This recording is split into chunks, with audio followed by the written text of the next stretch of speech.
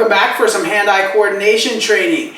Today we're going to work on the toss series. Very similar to the methodology of our bounce series. We're going to work through right and left side, going through a few different styles and making sure that we build up repetitions for different difficulty levels and for both hands. So know that with hand-eye coordination training, you're gonna be working with a dominant hand and a hand that's not so coordinated or well-behaved. So I always like to begin this type of training, same as neuromotor training, with the off hand first, that hand that needs a little bit more practice. First round of tossing is literally just tossing. So let's build up 10 repetitions, and if you've never done this, tossing with that off hand is not necessarily easy. As we go through these series, if you find that you're having to move around a bit, that's totally fine. Do what you have to do. Hopefully you'll be able to build up this skill so that you can do it in a more accurate manner as you go. Continuing on, 10 tosses with the right hand. Well, if you remember, as we did in the bounce series, we can fix our vision on the item. When we are not so good at the skill, we need to use our eyes. As we become more adept and proficient with it, we can kind of use our peripherals. That gets pretty tough. Now let's alternate side to side. I'm going to try using my peripherals a little bit here. I gotta trust myself. Stare deep into your eyes as I do it. You'll notice I don't throw it nearly as high. I can't see it. If it leaves our field of vision, things get pretty difficult. So that's a good way to dial up and dial back based off of your need, side to side here. That's got to be close to 10. Let's try a couple more with the peripherals only. Oh boy, there it is. Good. That's your regular toss. Now we have the toss and tap, or toss and slap and catch. So I'm going to toss it, I'm going to slap it, I'm going to catch it. Oh, gets tough already. Toss, slap, catch. Toss, slap, catch. You'll notice that for me, my offhand is kind of loaded in its ready position. Whenever I'm taking on a fine-tuned skill like this and a quick reactive skill like this, my hands just tend to stay loaded.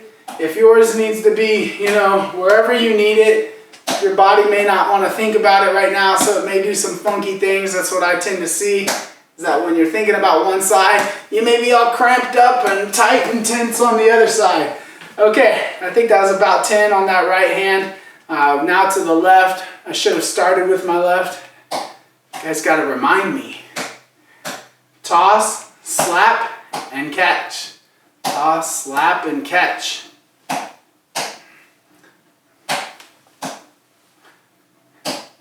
As these repetitions build, you may notice that, you have off ones just like that, no problem.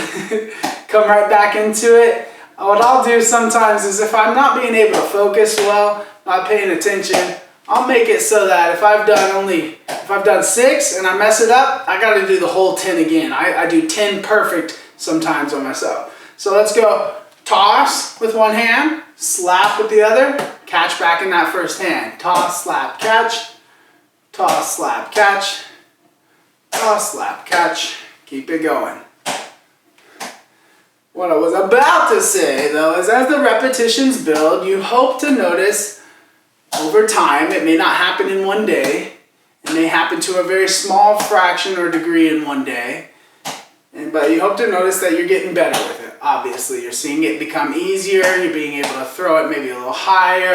Give yourself a little bit more variation. Let's switch sides. Tossing with the left, slapping with the right, catching with the left again. And these improvements in your motor skill learning will increase significantly at the beginning. If you did this 5 times a week for the first 2 weeks, you're going to see a lot of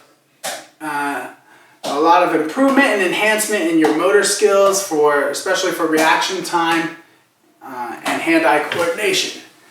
As you continue on past that, you're going to need ways to dial things up, as we've talked about today and as we're showing you through these series. But you're also going to see less performance enhancement. It's like the more fit you get, the harder it is every stage after that to see more improvement.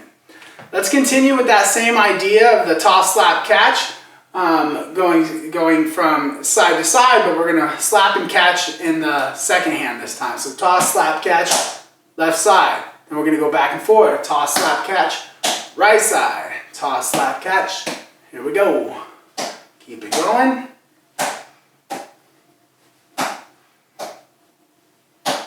Woohoo! As I dial in, I'm going to try to see things in my peripherals a little more. And I'm going to lose the ball totally.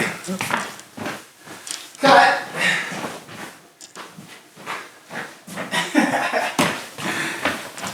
And we're back. Toss, slap, catch. Toss, slap, catch. Let's try not to make it so hard on ourselves, huh? You know that if you're losing that ball and chasing it all over the backyard or wherever you're doing this, the tennis court, pickleball court, that you've made that a little bit too difficult. We got to be able to build up repetitions in something that's just the right difficulty level. Okay, so the final phase of this is continuous slaps. Just going at it, tap, tap, tap, tap the whole time. It's not easy. Here we go. Continuous slaps. Oh, let's start with our offhand. 4, 5, 6, 7. Let's see if we go to 20. 9, 10, 11, 12, 13, 17. Oh, we got to 17. I hit myself in the nose. Going on to side B. Here we go. 1. Can we do better with our dominant side? No, we can't. We lose the ball again. Oh my goodness. Resetting, redoing it. Here we go. 1, 2, 3, 4, 5, 6, 7, 8, 9, 10, 11, 12, 13, 14, 15. Oh, I'm rocking it. I found my rhythm on that right side. So obviously I need to work with that left. Alternating side to side, and then we're done with this series. Lots of variations that you can mix up on your own in these hand-eye coordination drills. Oh, goodness gracious. How far can we make it? See, you can dial in on intensity of the slaps simply by how high you're hitting the ball. Taking it way up here, whoa, is a different demand and a different reaction time, different control and fine motor coordination than doing it right here in front of me. This one takes quite a bit less time and gives me less processing time, but it's not as intense of a skill and doesn't require as much power or speed as hitting it higher. So every little component of this training can be dialed up and dialed back to you. Remember, we want to be able to accumulate repetitions in a challenging manner, but not so difficult that we're not being able to see success. So we want to be successful and overcome little barriers, increments at a time.